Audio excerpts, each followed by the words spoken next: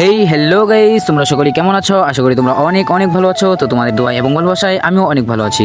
তো আজকে আমি তোমাদেরকে দেখাবো গাবড়খালী গারোভার পর্যটন কেন্দ্র। এখানে আসার পর কি কি করেছি আমরা সবকিছু দেখাবো আজকের এই ভিডিওতে। তো প্রথমেই আমরা আমাদের বাইকটি পার্কিং করে নিলাম। বাইক পার্কিং করার জন্য ফি নেওয়া হচ্ছে 10 টাকা করে, আর মানুষের জন্য জনপ্রতি 20 টাকা করে টিকিট ফি রয়েছে। তো আপনারা প্রবেশ করার সাথে সাথে এরকম একটি জায়গা দেখতে পারবেন, বেশ পরিপাটি করে সুন্দর করে সাজানো রয়েছে। ফুলের গাছ দিয়ে সাজানো বেশ মনোরম একটি পরিবেশ। ফুল গাছগুলো দেখতে দেখতে আমরা চলতে শুরু করলাম ভিতরের দিকে। তো ভিতরের দিকে যাওয়ার সময় আপনারা এরকম একটি লাল ব্রিজ দেখতে পারবেন, যা দেখতে খুবই ভালো লাগে। তারপরে আপনারা এরকম একটি প্লেস দেখতে পারবেন, যে প্লেসটি পর্যটকদের মূল আকর্ষণের মধ্যে একটি আকর্ষণ।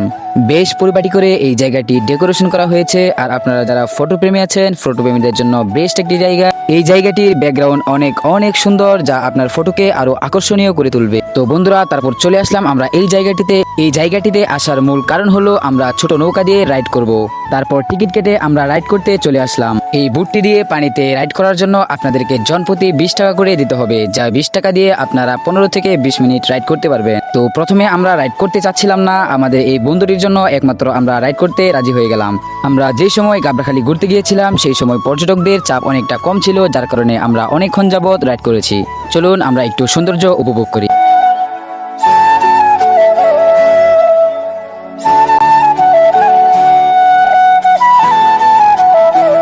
তো অনেকক্ষণ রাইড করার পর এখন আমরা উপরে চলে যাব। উপরে যাওয়ার জন্য এরকম একটি সিঁড়ি রয়েছে, আর এই সিঁড়ি বয়ে আমাদেরকে পাহাড়ের উপরে উঠতে হবে। আর এই পাহাড়গুলো অনেক উঁচু, যার কারণে আমাদের এই সিঁড়ি দিয়ে উঠতে উঠতে আমরা হাঁপিয়ে যাচ্ছিলাম। উপরে ওঠার পরে পাহাড়ের একপাশে এরকম একটি জায়গা দেখতে পারবেন, আর এই জায়গাটি দেখতে পাচ্ছেন, এটাই হচ্ছে বাংলাদেশের শেষ সীমানা। আর জায়গাটির সৌন্দর্য দেখে আপনারা অবশ্যই মুগ্ধ হয়ে যাবেন। তারপর আমরা চলে আসলাম পাহাড়ের অন্যদিকে যাওয়ার জন্য আবার এরকম একটি সিঁড়ি পাবে। এই সিঁড়ি দিয়ে নেমে এক পাহাড় থেকে আরেক পাহাড়ে উঠতে হবে। আর আপনারা একটা জিনিস মাথায় খেয়াল রাখবেন, আপনারা যখনই পাহাড়ে ঘুরতে যাবেন অবশ্যই আপনাদের সেফটির কথা মাথায় রাখবেন, কারণ একটু অসাবধানতার কারণে আপনার হয়ে যেতে পারে অনেক বড় দুর্ঘটনা। তো আপনারা তারপর এরকম একটি জায়গা দেখতে পারবেন, যেখানে কিনা আপনারা বিশ্রাম করতে পারবেন, কারণ পাহাড়ে ওঠা নামার জন্য আপনারা প্রচুর পরিমাণে হাঁপিয়ে যাবেন। তো আমরা এখানে কিছুক্ষণ সময় রেস্ট করে নিলাম। রেস্ট করতে করতে দেখলাম বৃষ্টি শুরু হয়ে গেল। তো কিছুক্ষণ বৃষ্টি থাকার পর বৃষ্টি থেমে গেল। তারপর আমরা চলতে শুরু করলাম বের হওয়ার জন্য। তো বৃষ্টি পড়ার কারণে পাহাড়টিতে হালকা হালকা পানি হয়ে গিয়েছিল, যার কারণে আমাদের খুব সমস্যা হচ্ছিল। তো আমরা খুব ভয়ে ভয়ে আস্তে ধীরে নামতে লাগলাম। তো আপনারা দেখতেই পাচ্ছেন হালকা বৃষ্টি হওয়ার কারণে পাহাড়টা কতটা খারাপ হয়ে গিয়েছে। তো বৃষ্টির দিনে আপনারা যারা পাহাড়ে ঘুরতে যাবেন অবশ্যই সাবধানতার সহিত চলাফেরা করবেন, যাতে একটু ভুলের কারণে বড় ধরনের দুর্ঘটনা না হয়ে যায়। তো এখন আমরা বের হওয়ার জন্য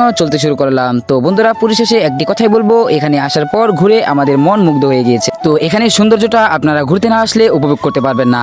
তো এই সৌন্দর্য উপভোগ করার জন্য আপনাদেরকে হালুয়াঘাট গাবড়াখালী গারো পাহাড়ে ঘুরতে আসতে হবে। সো বন্ধুরা, টাটা, বাই বাই, আল্লাহ হাফেজ।